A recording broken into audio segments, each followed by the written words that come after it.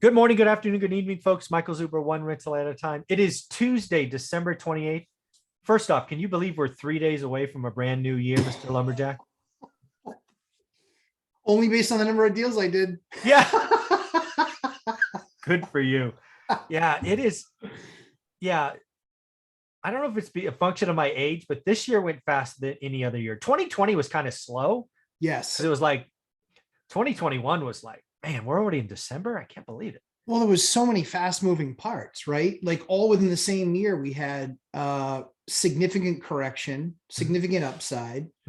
Then we think everything is going to be great. Then Delta hits. Then we think everything's going to be great again. Omicron hits. And it's like in each time that's affected rates. So yeah, it's like you said, flew by. Yeah, wild. Well, what I want to talk about here is I have watched, I don't want to admit this, but I guess I have to, probably 50 crash videos over the last 60 days. Because what I'm trying to find in here again is I have this player spectator idea. But what I wanted to do here was kind of articulate what are the common themes that I think crash creators get wrong. Not that they are wrong, but the kind of themes that they're based on. And the first one for me, we'll go back and forth on this, is speed. All the creators assume that, a crash, again, I'm going to call a crash 20% or more. Agreed. Can happen in a calendar year, right? Like it's immediate, like it's a stock or a crypto. And again, as somebody who's done real estate now for 21 years and studied real estate for 50 years, it doesn't move that fast, right? The greatest collapse of all times was 5 years in the making. Yes. And the greatest single year, nationally speaking, in the most toxic environment ever was 9.1%. Yeah. So did we have a 20%? Yes, but it was over a collection of years. Yes. So I think the first thing that all these crash creators get is the speed of how one could happen. So that's my first. How about you? Yeah, I think so. I think, to just speak to that point real quickly, I think it's, velocity of the market up. It does not equal velocity of the market down. Right. Number one. And number two is certainly because real estate's hyper local, the velocity in which your market went up, it likely will go down, but not as fast, but likely will start to retrace. That's why they focus so much on, hey, how high it is based on how low it will go. I think the one that gets me the most is that concept of just because it's at an all-time high means it's due for a crash. Yeah. It's stupid. Yeah. Hey, the chart, that peak is above that peak. Thus, it should crash. Or no, thus it will crash. Yeah. Therefore, nothing ever creates all new time highs. Yeah. Yeah. It's flawed. It's completely flawed. Like somebody call Apple. They went from 1 trillion to 3 trillion in like 24 months. It has to crash. Yeah. Has to crash. There's no other option other than crashing. Yeah. It's just not accurate. Yeah, you're right. Pointing at a chart and talking price is very common in the videos. Very much. Yep. So that is definitely one. The next one for me that I'm starting to see is a rise in interest rates will cause the crash. Right. Right. And again, this is not appreciating history or even human behavior. Nope. Again, somebody who studied 50 years of this stuff. Yep. If interest rates go up slowly, what happens is human behavior kicks in. It kicks mom and dad who've been sitting on the fence, buy a home because they don't want to get priced out. So as interest rates go up, folks, human behavior will kick in and they will actually increase transactions, at least in the short term being a couple of quarters. But yes, a rise in interest rate of sudden nature, of drastic proportions, it will slow down transactions. It will take people out of the market. It will hurt demand.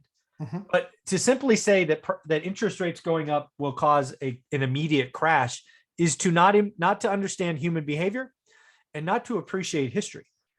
There was a decade, and now I know most people that are creating this content aren't older than 40. And if you're not older than 40, you didn't experience this, but I am older than 40. And we had a decade where interest rates went up 300 basis points. That's like from 3 to 6. And in that decade, real estate went up. Now, how can that be? If interest rates go up 3%, with all the crash videos, it's supposed to fall 30% because interest rates up 1 means prices fall 10%. Interest rates up 3 real estate should fall 30%. They are forgetting a third and critical variable that will be known for 2020, and that is wages. Yes. People do not appreciate the wage cycle that we are in. We haven't had a wage cycle like this since the 70s. We are going to see wage inflation work up the stack like no other decade I have seen other than the 70s. And the only reason that real estate could double, it went up 104% in the 1970s, is because interest rates, yes, went up, but wages went up 87 or 80, whatever percent it was. It's wages, folks. If you look at price and you look at interest rates and you forget to look at wage inflation, you're missing the point. Because again, if the payment goes up $100, but I'm making an extra $400 a month, it doesn't matter. It's still Correct. affordable. Correct. So that's the other one that I wish people would talk about. And I get why they don't, because wage inflation hasn't been a thing for 40 years. It doesn't prove their argument. Yeah. They don't talk about it. Fair enough. They can't, they can only look at like 3 graphs must be their max, because they can't do any further correlation. Yeah. And again, so I think to that end is, I think what people often lose in those videos is that what we talk about all the time, and the reason why I can say a great deal now is going to be a great deal tomorrow, is because it's about payment versus what my income is. Yeah. That's it. That's it. Yeah. So if my mortgage is on the last deal that we just did, mortgage is $2,907. The gross rents are going to be $5,500. Yeah. I have 30-year fixed rate debt. It's not resetting in 5 years or 7 years that's or a 10 key. years. I have 30-year fixed rate debt. So at the end of the day, if you have a job and you qualify and you get 30-year fixed rate debt, more likely than not, the asset value that you have, sure, the house might go up another 10. It might drop 10. It might go up 20. It might drop 15. I don't think it's going to drop 20 or more. And if it does, it's going to take years. Yes. Years. And I think we can all agree, no one's fixing inflation anytime soon or with any level of speed. No. So you are likely, you've missed out on 20 to 30%, depending on your market. You've missed out on that much in gains in this year. Phoenix, Arizona reported this morning 32.3% in a year. Is that all? Dude, you bought a 300K house for 3% down, right? You put 10K down. Yep. Now it's worth 400. You made $100,000 in equity. Yeah. That's nuts. Like, in a year. Even worse than that, though, is there's a couple of agents that have fairly successful shows out of that Phoenix market. And they were ballyhooing about the 800 units being brought to market by OfferPad or whoever it was, and the fact that that might crash. And I'm like, wow, you guys just can't stop eating the stupid soup. Like, look at your daily volume of number of transactions. That's something like a week's worth of transactions or 10 days worth of transactions. 10 or 12 It's days. Yeah. nothing. Yeah. So again, people need to look at things where they relatively are and don't compare things that are happening this year with last year. Yeah. You need to compare years, decades. That's what I love about the 50-year spreadsheet. What I'm always looking at is, yes, of course, I think we're going to see more inflation. I think that it's probably multi-years that we see inflation. I think it's 22. I think it's probably 23. I think some areas will slow. But again, it's back to my point too, is it's really about the paycheck and your payment and 30-year fixed rate debt. Yeah. People see now, right, Mike? We've looked at it where they looked at a $300,000 house that it cost back in 2012, and now it's $450. But because of what the rates are, they're paying less with their payment now. Exactly. That's so awesome. So what's been the real appreciation of homes? Strip out inflation, strip out rates, strip out wages. It's probably not been a whole lot. Yeah. If you back all that out. Yeah. That's a good point. Yeah. The next one that I have seen, and maybe this is just because it's headline grabbing, right? If it bleeds, it leads, kind of a news media thing, is they want it to be hot or cold, right? A housing slowdown is not sexy. Yeah. Right? Sure. Right. Oh, it's going to plateau or, up or down 1 or 2%. That's not sexy. And maybe you can't blame them.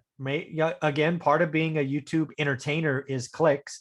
So maybe that is the thing. But again, as a practitioner, somebody who looks at his market every day, somebody who's helping thousands of people move forward, I can't do it. I think we're in, and I think I see the seeds of a housing slowdown. I know it's not sexy, but I'm so excited. You have no idea how excited I am to actually breathe and look at deals, right? Before you had to snap your judgment. And I don't know if you had this data. It'd be great to hear from you, later, but, or maybe get it from one of your agents. I talked to my agent during an interview on Sunday, and he shared this data with me. In Fresno County, which is the market I fish in, we had 2,487 active listings December of 19. Okay. Right? Yep. With no other context, that means nothing to you. However, the December 21 active listings, sub 500. Right. Sure. That means an 80% drop of active listings, which means even if buyers dropped in a half, you still have more buyers than sellers. And I would argue buyers are up from 19, not down. So I would love to hear what's going on in your market. Active listings from December 19 to 21. You could text me later or whatnot, but I'm just curious if our markets are like that. As luck would have it, I have those numbers. Oh, look at you. So we usually are dealing with in the 2s, 3s, and 4s. Okay. In my market, we're usually dealing with an inventory of between 40 and 50. Okay. All right. So that's your buy box count. Okay. Okay. 2s, 3s, and 4s. Yep. Yep. 2s, 3s, and 4s. As of yesterday, there were 4. Wow. So 90% drop. Well, 85, 90%. Wow. Mhm. Okay. So similar. Yep. Very much so. Yep. So again, if you're doing the work, you're doing the numbers, you can't have a crash when you normally have 40 and now you have 4. And the ones that are on there, Mike, are 2 brokers who know their business rock star level. Mm. And they are asking for all of it and the kitchen sink. Yeah. And they're just like, we'll eventually get the buyer. Yeah, they're going to eventually, in a market like that, you'll eventually somebody with a 1031 or stupid cash bonus or something. Exactly. And they're like, I got nothing else to buy. Yep. This is a horrible 1031, but if I don't, I get taxed. So they'll just move into it. We've taken 2 swipes. We've taken 2 swipes at one of the properties that they had. We've taken 2 swipes at it. They were on for $950. And we took 2 swipes at it. We offered 8. Oh, wow. And we offered, and I think we offered $850. Okay. With some terms. Right. And they just said, no, we're going to hold out. Yeah. Okay. You can't. And it's been on the market now for 4 months. Yeah. That's the inventory, right? The inventory that's on, right? Again, 2,400 to 500. A lot of the inventory is either fully priced and the kitchen sink or it's got that odd stuff wrong with it. Right. Yes. Right. Yep, it's just exactly like, right. Can't do nothing with that. That's so yeah. So that's something else. And then the other thing, the last thing I'll talk about on this is a lot of these creators don't appreciate how diverse the demand is. When I started doing this, it was owner ocs and investors, like mom and pop investors. Yeah. Fast forward 21 years. Now we have foreign buyers. Yep. In ways that we've never had before. Yep. We have Wall Street, like no way we've had before. And then we have all these syndications that are like, damn, single family is good. I'm going to start portfolio and raising for single families, right? It's the highest risk adjusted return. So even if rates go up and it hurts mom and dad, the home buyer, we still have all these other investors that are thirsty and chasing yield.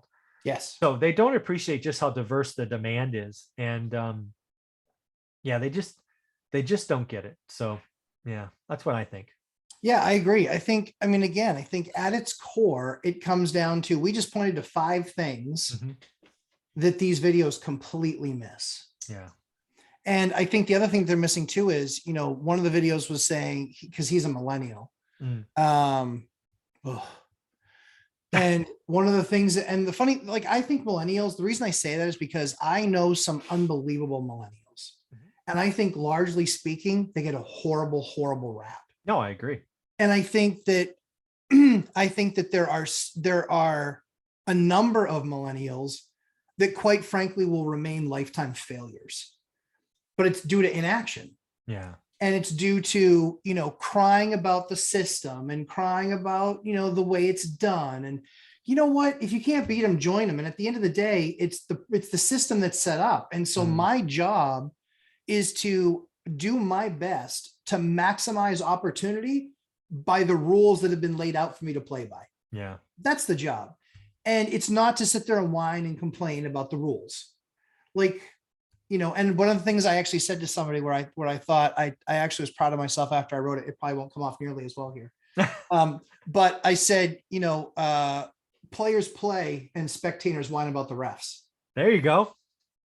I like it. Players and spectators. It's coming together. Yeah. Spectators sitting there yelling from the stands. That call sucks. Dude, sit down.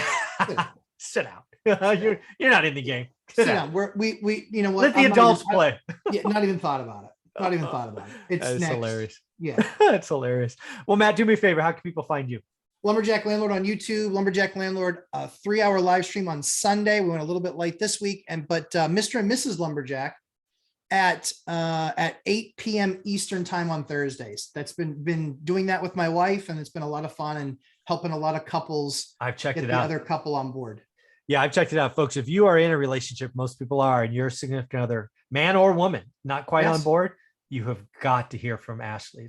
She's amazing. There's a real estate driver in every relationship. And then there's the one that's not. And what we wanted to do that show for was for both of them. The person that's trying to get their spouse on board and recognize it didn't say man, wife, or woman, whatever. It doesn't matter. Both ways. Yeah. It goes both ways. We've seen it all. Oh yeah. So husband and husband, wife and wife, whatever your mix is, it doesn't matter. We've seen it, people be held back. And so that's what we're there to answer the questions for the people that are more hesitant, but also for the people that are the bull runner. Listen, consider where your partner's at, understand where they're at. Demeaning them or bulldozing them is not going to win. And so all you can do is show them the facts and give them the opportunity to ask questions so they can get to the point where they feel good about the situation. Very cool. I appreciate it. It's a wonderful show. Thanks, buddy. Thanks, Mike.